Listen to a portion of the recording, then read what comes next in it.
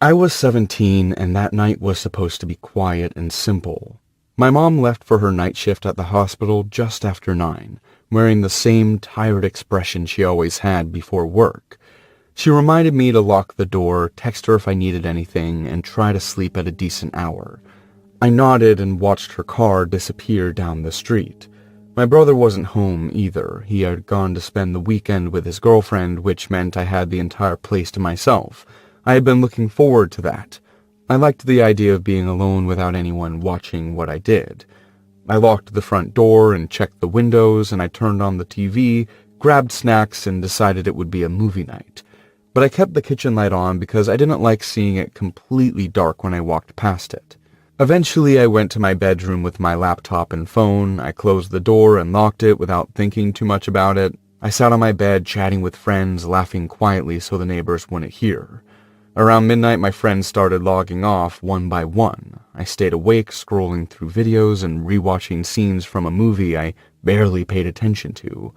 My phone battery was low, and I told myself I would sleep soon, but I didn't rush it. Before anything happened, there was a moment where my focus drifted away from the screen. I didn't hear a sound, but my body went still anyway. I stared at my bedroom door without knowing why, watching the thin line of light from the kitchen under it. That light changed. Slowly, something blocked it. A shadow passed from one side of the door to the other, steady and deliberate. I sat up straight, my heart speeding up instantly. My phone slipped from my hand and landed on the bed. The shadow stopped. Whoever it was stood directly outside my door. I stayed frozen, barely breathing, listening for footsteps or movement, but there was nothing. Then my mom's voice came from the hallway right behind the door. She told me to open up and say hello.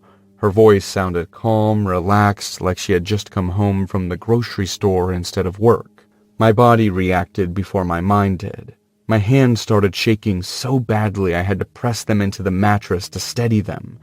My mom was not supposed to be home, and she never came back once her shift started.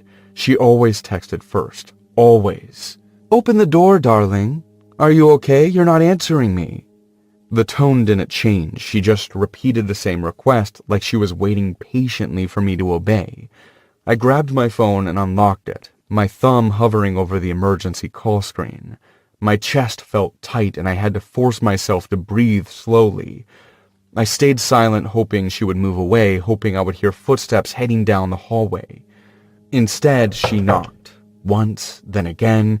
Each knock was spaced out and controlled, not angry and not worried,